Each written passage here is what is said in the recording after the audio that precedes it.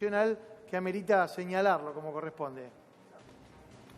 Sí, esta nota que escribió Berbisky en Cuenta a la Luna, lo que hace es hacer pública la denuncia que hicimos cuando se disolvió la unidad. Incluso yo creo que, yo no recuerdo ahora, este cambio también está agregado a esa causa penal. Nosotros hicimos esa denuncia penal porque todo esto que ustedes comentaban durante el desarrollo de la querella que nosotros representábamos, los abogados de la querella fueron permanentemente hostigados por el ministro Garabano o por sus colaboradores, donde se les pedía que no pregunten, que no sean tan inquisidores, que no hablen con los representantes de otras querellas. En fin, permanentemente hostigaban a los abogados de la querella.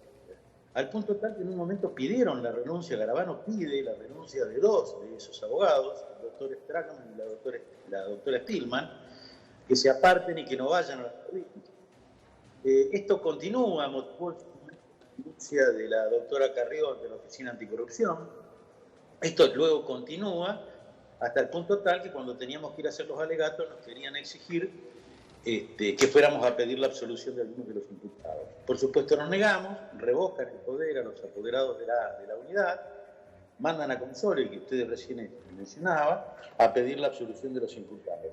En esa audiencia, abogados de las otras querellas hacen consideraciones sin saber, lógicamente, qué es lo que estaba pasando dentro del ministerio, diciendo que la unidad AMIA estaba incluyendo. La unidad AMIA era la que yo estaba a cargo. Ante estas imputaciones fue que nosotros juntamos todos los antecedentes y hicimos la denuncia ante la justicia, no solo para que se investigue Garabano, sino también para que se investigue a nosotros, a ver si realmente habíamos cometido o no un ilícito, ¿verdad? Esa denuncia luego fue desestimada. Pero a ver, yo quiero sacar mis conclusiones, si ustedes quieren, luego de redactar los hechos, que ustedes lo describieron muy bien, desde el punto de vista político. A ver, acá evidentemente estábamos ante un poder político que entendía que los jueces deben ser jueces del poder y no jueces de la Constitución, que los jueces deben estar para satisfacer los caprichos del poder y que había que actuar en ese sentido. Y bueno, yo pertenezco al radicalismo, soy un partido a que le podrán hacer muchas críticas, pero que en función de gobierno hemos dedicado con el ejemplo en muchas cosas, en la austeridad republicana, en la decencia para gobernar y entre otras cosas en respetar la independencia del Poder Judicial. Yo actué de acuerdo a mis convicciones e impedí que se avanzara sobre mi dignidad. A ver, esto en realidad, el hecho de Michetti, es un hecho, si ustedes se ponen a analizarlo, un hecho leve. Una señora que tenía amistad con algunos de los imputados. A eso voy. Ocupado por la doctor, pero en el medio hubo... Sí, le quería preguntar. Resoluciones del ministro, decretos del Poder Ejecutivo, sí, hechos de apriete a los de la querella, que son muchísimo más graves. Claro, pero, doctor, ¿qué unía a Gabriela Michetti con los que pretendía defender? ¿Cuál era el móvil, el fin, para que Gabriela Michetti lo llamara a usted? ¿A quién quería defender? Digo esto para que la audiencia lo entienda. Supongo que ella tendría amistad con alguno de los imputados, creo que con Barbache eran amigos. Esto no es un pecado para ser amigo de alguien que está procesado. Por eso, ella manifestaba su preocupación. Nosotros le dijimos que nosotros no teníamos un ánimo persecutorio en el sentido de perseguir aún sin prueba, sino que íbamos a ajustar a las evidencias de juicio, ¿verdad? A lo mejor ella entendió que esto de no tener ánimo persecutorio significaba que íbamos a ser complacientes con sus pedidos, apartándonos de las probanzas que había en el expediente, ¿no? Esto no lo íbamos a hacer. Esto, lo que pone en evidencia es que en el macrismo entendían de que los jueces debían ser jueces del poder y no de la Constitución. Se podía manipular la opinión de los jueces a favor de los caprichos del poder. Y esto es lo que... Sí.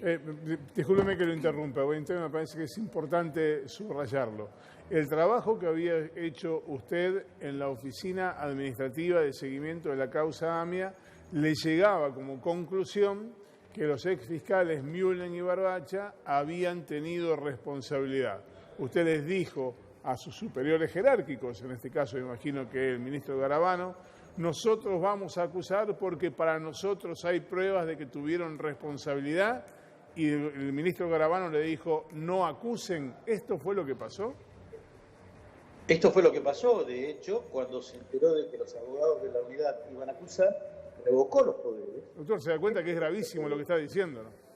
Apoderó, por eso digo, lo de Michetti es una anécdota al lado de todos estos hechos, ¿no? Sí. Revocó los poderes, designó nuevos apoderados y los mandó a la.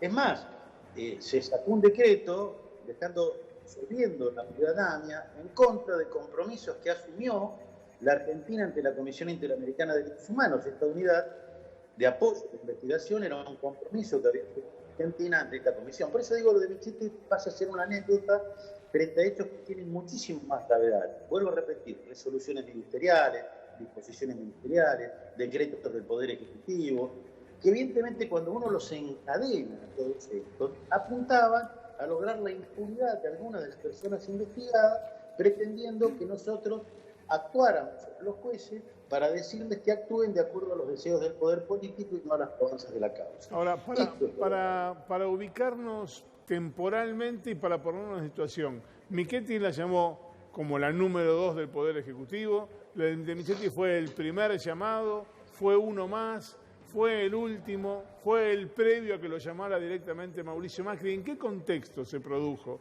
el llamado de Michetti? Ese llamado quedó registrado en mi teléfono, fue un llamado de WhatsApp, luego de la indagatoria de Barraquia. Ajá. Aparentemente no le había ido bien en la indagatoria, y entonces ella me recriminaba a mí la suerte de la causa, que yo tuviera algo que ver. ¿Y era Michetti por Michetti o era Michetti en representación de alguien? No, mire, Garabano, cuando hablaba de que había que pedir la absolución, invocaba al presidente. Ajá. Mario, Él decía que era el presidente el que deseaba que se pidieran las absoluciones. Sí. Mario, buenas noches. Ana Sicilia te saluda. Digo, desde el momento que empieza la entrevista hablamos todo el tiempo de que esta situación es de una gravedad absoluta. Sí, acaba de ¿no? decir que fue el presidente directamente el que estaba detrás. Por eso, pero digo, Imagínate. me corro un poquitito de lo judicial y me quiero quedar en lo personal. Digo, ¿hubo miedo en algún momento mientras sucedía todo esto? Digo, en quizás cuando estabas apartado, ¿siguió el hostigamiento? No, yo la verdad que actué de acuerdo a mis convicciones. Y creo que reflejando en mis actos lo que fue una tradición histórica del radicalismo de respetar la independencia del Poder Judicial. Es más, yo anoticié a las autoridades de mi partido, anoticié al presidente del Comité Nacional, de la Convención Nacional y a los presidentes de ambos bloques parlamentarios de lo que estaba pasando. Solo el doctor Sapia, presidente de la Convención, entendió el problema y se solidarizó y apoyó. El resto creo que estaban más preocupados porque no se enoje Macri que por lo que estaba pasando, ¿no? ¿Quiénes eran el resto? Lamentablemente. ¿Quiénes eran el resto? ¿Recuerda quiénes eran las autoridades en ese momento? El presidente del Comité Nacional Cornejo. era quien está ahora, Cornejo. El Ajá. presidente de la Cámara de Diputados, Negri, y en aquel momento el presidente de la Cámara de Senadores, creo que era Ángel Rosa. Quería preguntarle, para los que consideramos que Raúl Alfonsín hizo algo más que incorporar morochos al radicalismo, estar escuchando esto que usted dice, significa que no hay retorno de nada, porque el que no está al tanto de una trama judicial, y acaba de escucharlo a usted, que detrás de esto está el expresidente, no de un régimen populista, sino de República y Coso, digo, no hay retorno, ¿no? A ver, dos cosas. Esto que está transmitiendo ahora, yo lo dije en su momento, Sí. siendo Macri presidente.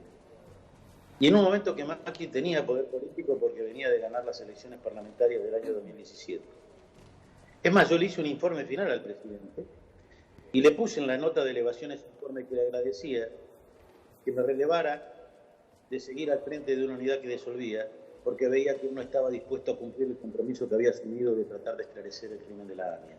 Esto se lo firmé y se lo elevé en su momento. Ahora trasciende esto por la nota de Berbisky, pero quiero atrás, porque algunos me preguntan ¿por qué no lo dijiste antes? No, yo lo dije antes.